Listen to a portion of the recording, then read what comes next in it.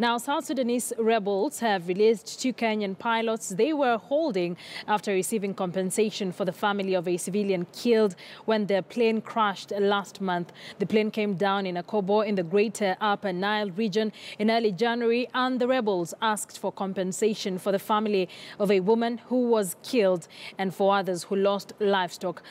Paul Gabriel, the deputy spokesperson of the rebel SPLA in opposition, told Reuters that $107,700 had been paid. The pilots had been held hostage for more than a month after their plane crashed in South Sudan's Upper Nile region last week.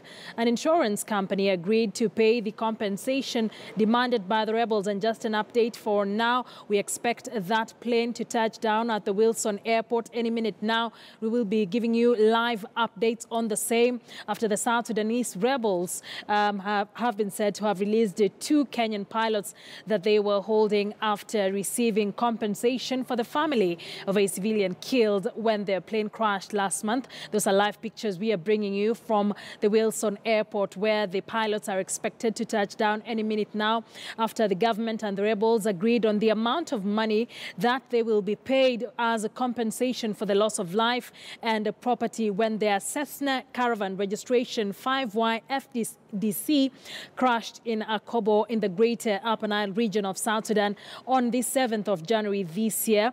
The rebels had held hostage the 2 pilots since that particular incident on January the 7th, but they are finally free to come back home. They will be touching down any minute now.